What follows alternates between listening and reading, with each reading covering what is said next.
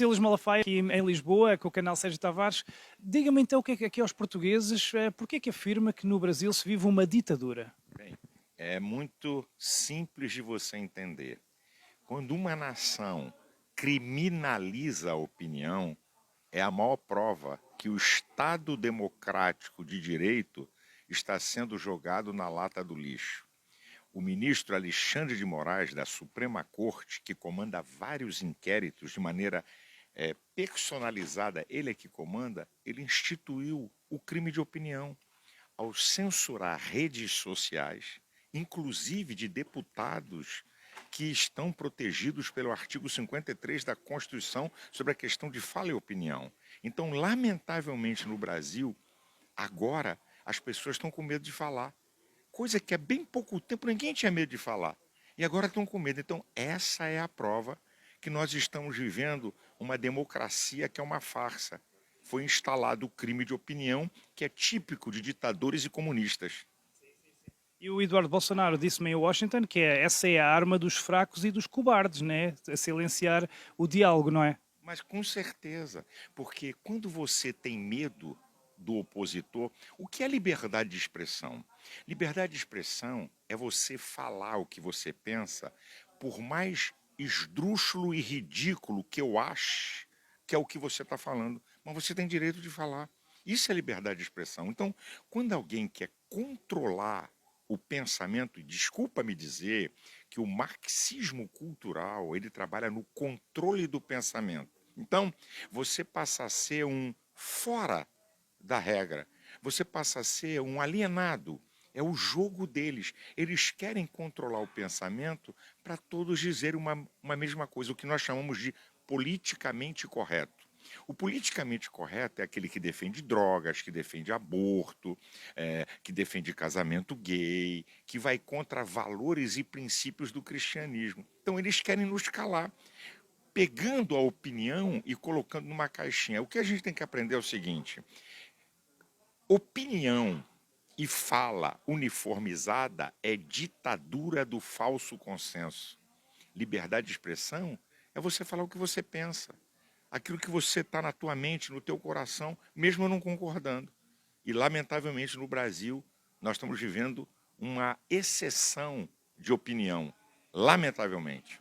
Exatamente, e chegam-nos relatos de parlamentares a serem perseguidos, com rusgas em casa, Carlos Jordi, contas congeladas, a Bia Kicis também se referiu a isso, jornalistas perseguidos, silenciados, o líder da oposição do principal partido também esteve preso, o Valdemar. O que é que está a acontecer? Estão a perseguir um por um, mas é sempre os de direita, não é? Mas é claro, você veja só, como o ministro da Suprema Corte, Alexandre de Moraes, que preside o Tribunal Superior Eleitoral, disse em alto bom som: a extrema-direita tem que ser combatida na América Latina. Ele usa a fala da esquerda. A esquerda chama de extrema-direita para ridicularizar a oposição que é contra eles, que é a direita. Então, como o ministro de uma Suprema Corte tem lado? Se ele diz que combate a extrema-direita, então ele está combatendo todo o pensamento da direita. Você já parou para pensar numa nação democrática? Está refugiado nos Estados Unidos, o Alan. Qual é o crime que ele cometeu? Ele roubou? Ele teve pacto com narcotráfico? Não, opinião. Então isso é um absurdo. E outros que estão lá, outros que saíram do Brasil, por causa da opinião, gente. Isso é o absurdo dos absurdos. E não só o Alexandre de Moraes, também o Barroso disse que combatemos o bolsonarismo. Um ministro pode dizer isso? Isso, isso é a coisa mais ridícula que eu já questionei. Como é que o ministro diz que combate o bolsonarismo? Nós derrotamos o Bolsonaro, nós é plural. Então, aí eu fiz a pergunta num vídeo meu: se nós derrotamos o bolsonarismo e ele não foi candidato a presidente, ele não foi candidato político, então como é que ele derrotou o bolsonarismo? É uma pergunta, é uma indagação. Como? Como é que foi isso, hein? Como é que derrotou o bolsonarismo? Urna eletrônica? Será? Eu estou fazendo um questionamento. Como é que ele derrota? Se é um país sério, se é aqui na Europa, ele tinha tomado um impeachment. Ele e Alexandre de Moraes já não poderiam ser ministros de uma Suprema Corte. Que as Supremas Cortes das nações mais avançadas e democráticas Os ministros são discretos. Sabe por que os ministros de Suprema Corte não abrem a boca? Porque eles precisam ser terrivelmente imparciais. E, lamentavelmente, no Brasil, viraram showman, viraram artistas midiáticos, alguns deles. E agora estão a criar muita narrativa, insistir muito na narrativa do golpe. Como é que isso é possível se Bolsonaro até deixou o país e se ele quisesse fazer golpe era antes, enquanto era presidente, não é? Que história é essa da narrativa do golpe? A narrativa do golpe é a fake news, a maior da história do Brasil. Escute essa, minha gente. Quando você pega o depoimento dos militares e do ex-comandante do Exército, ele fala que Bolsonaro enviou um documento baseado na GLO, Garantia da Lei e da Ordem, artigo 142 da Constituição. Bolsonaro enviou um documento baseado naquilo que chama de Estado de Defesa e Estado de Sítio, do artigo 136 ao 139 da Constituição. Que golpe? Citar a Constituição é golpe? Isso é a maior armação. Foi a imprensa brasileira que colocou uma narrativa fake news, minuta de golpe.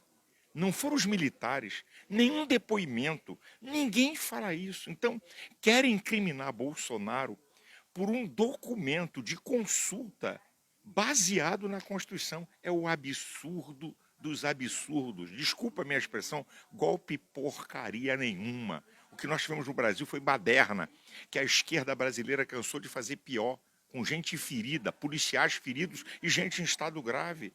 Então, isso tudo é falácia, é conversa para quê? Qual é o medo deles? O poder político de Bolsonaro. Esse é o medo deles. Eles querem travar na caneta, através de decretos, através de juízes que têm lado, travar Bolsonaro. É só isso, mais nada. Mas uma narrativa de golpe baseada também numa reunião que foi gravada, que foi tornada pública. Como é que isso era possível, um golpe gravado e tornado público? Outra, uma reunião ministerial aberta, com gravação. E outra, em qual lugar do mundo tivemos golpes sem o poder de armas? Cadê metralhadoras, bombas, granadas? Não existe golpe de caneta e de manifestação. E outra, golpe é para derrubar um poder. Tem duas coisas num golpe. Ou quem está no poder manda fechar Congresso, manda fechar a Suprema Corte, censura a imprensa, bota as Forças Armadas na rua e toma conta do poder. E a outra maneira de dar um golpe é estar fora do poder e derrubar quem está no poder. Nenhuma das duas coisas aconteceram. Então, falácia.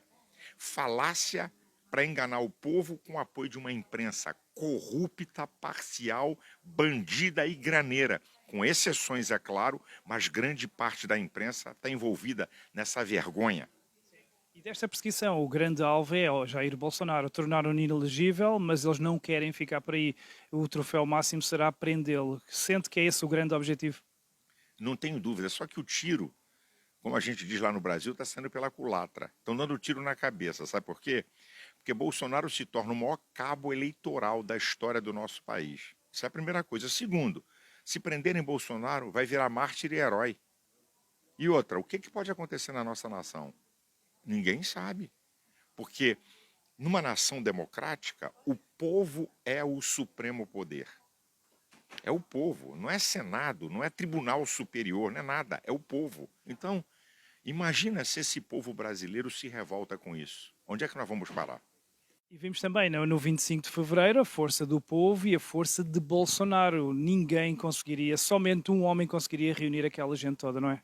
Não tenha dúvida. Você vê que aquela manifestação, eu sou amigo de Bolsonaro, ele me respeita, eu fiz o casamento dele e tenho uma relação bem próxima com ele. Quando ele estava lá no interior, lá do estado do Rio de Janeiro, amuado, eu dei um sacode. Vai ficar aí chorando? Bota o povo na rua, rapaz. Você é o maior líder da história política desse país. Você tem moral para botar o povo na rua.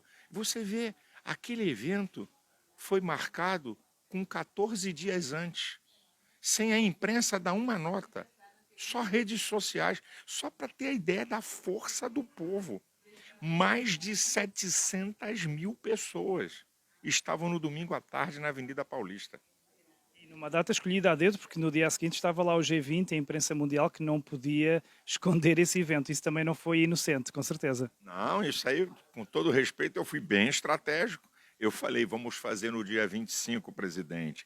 Vai ter a imprensa aí, vamos marcar uma posição. E você vê, a manifestação, a única manifestação no Brasil, manifestação política, que foi notícia no mundo, toda a imprensa divulgou e abriu um sinal amarelo para o povo, as pessoas, a opinião pública, a imprensa mundial ver, epa, tem alguma coisa de errado acontecendo no Brasil, que nós não podemos fingir que não estamos vendo.